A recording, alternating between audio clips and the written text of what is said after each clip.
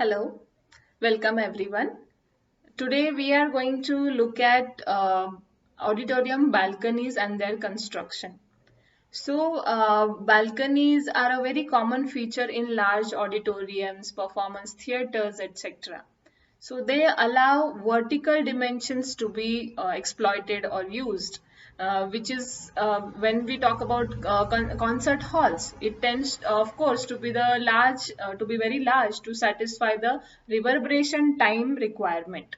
If we, in simple terms, the balconies they allow more people to be accommodated within a certain distance from the performers. There are visual and acoustic disadvantages for the audience which sit under the balcony overhangs. In both senses, these audience under the overhang can feel cut off from the volume of the space, right? Volume of the theater, the main volume of the auditorium. Thus, one of the major design problems for a larger auditorium is to balance the advantages and disadvantages of balcony overhangs. In many countries, these auditorium balconies, there are examples like these auditoriums in which the decision has been taken to have no overhangs at all. But the penalty is of this strategy can be to have some listeners such a long distance that they are not able to connect with the intimacy of the performance that is being carried out. So it becomes seriously a very compromised situation. So these balconies, they should be hanging without any support. Now that is one challenge that happens in case of auditorium balconies. This overhang, it supports larger span as there is no support from the bottom. The columns can be provided only from the three sides of the balcony and not in the front part. And on the front side, the facing of the stage, the whole structure is without support. So now this beam that is running across the auditorium is called as fulcrum beam.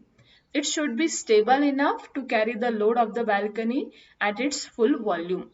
So there is an inclination given to the slab of the balcony due to which the more stresses are developed in the cross section of the beam. So there are raker beams that are angled, there are notch beams that support the stadium risers units. So they are used universally in arts and performing art theaters. So their sizes also vary a lot. So what we will do today is we will look at what and we will see each and every element like these raker beams, the support units. We will see and their functioning, and then what are the possibilities in planning an auditorium balcony, what are the construction details, we will look into that. Before proceeding to detail of the structure of each member of the auditorium balcony, let us first brush up about what are the important things about planning an auditorium layout.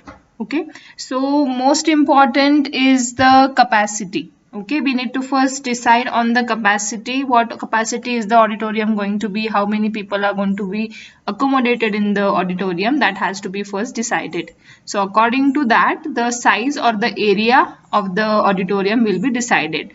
Now, for example, we usually consider the seating area per person like 7 to 8 square feet. So according to, if we have 200 people, then we will multiply with the per person area. So accordingly, the seating area will be decided. So now to this, we will be adding the aisle areas to move around, and also the areas to move around not only the seats but the remaining part of the auditorium.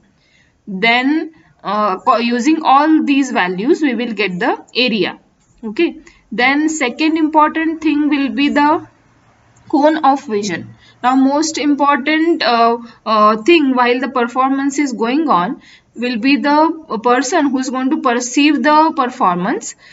The cone of vision for him is very important, like how much area has to be left clear for the vision for the last person sitting at the last row. For him to perceive the performance clearly, what should be the angle? So the cone of vision is very important while planning the layout. Then third thing is the distance between the first seat and the stage. So this distance is minimum 4 meters, or such criteria have to be observed while planning. So now when there comes a auditorium balcony in the picture, when there is less area and more capacity required for the auditorium, then we provide extra seats at an upper level of the auditorium. Then here we, for providing those seats, we need to add an additional slab which will cover the rows that are to be accommodated at the upper level. So that is what the auditorium balcony is about. So when we plan this auditorium balcony, there is a structural system which is supporting the balcony area. So here in this diagram, if you see these blue lines, they suggest the slab of the auditorium balcony. So this balcony will have a beam that will be supporting it from the front part, because at all the three sides, if we try to imagine this scenario in plan, from the three sides this balcony will be supported by the columns that are around the auditorium. But at the front part, from where the performance is to be seen, that area will not have columns. So that is why the beam that is there will be of the depth that is required to support the slab. So whenever this load on this beam will increase, the beam depth is going to increase, and that can obstruct the vision. So that is why the cone of vision should be unobstructed by the balcony beam. This has to be considered while planning the auditorium balcony structure. This beam that is supporting the balcony from the front part is called as a fulcrum beam. You see this yellow line here? This is the fulcrum beam. So that beam supports the balcony across the auditorium. Okay. And the beams that are running, the beams that support between the fulcrum beam and the beam at the back side of the auditorium are known as raker beams. Now these raker beams, as we know, there is a slope for the sitting areas, and the slab that contains these sittings will be at a slope. That is why the raker beam is also in sloping position. So this slope angle is very important to be maintained around 1:12. It shouldn't be steeper than that, or it will be inconvenient. Obviously the structural design will be as per the designer, but basic, if we see the thumb rules, the basic sizes are like this. So we saw about the fulcrum beam and the raker beam. Now if we go further towards the slabs design. Now as I mentioned, between the fulcrum beam and the slab beam behind, there is this slab. So usually one way slab is preferred, and this slab will also be designed in as required in two manners. So it can be constructed by using a normal sloping slab, one way sloping slab, or it can be also designed as a folded slab, like we saw in the case of staircases. Similar things are done over here. This detail section is showing us the detail for balcony slab. So here we see the reinforcement being passed through the slab, which is being joined between the fulcrum beam and the beam that is at the back side.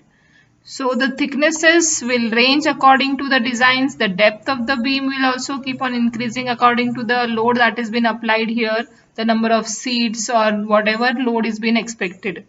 So important thing is, over this type of slab, the seatings will be attached later on. So while construction, the slab is being cast. So afterwards the false ceilings or whatever arrangements can be done below the slab as well. This second section is through the raker beam. That is like the horizontal section through the beam. So this shows the reinforcement for the beam and also the attachment of the fulcrum beam and the raker beam. So our focus being on the auditorium balconies, This is the level of details that are we trying to study today.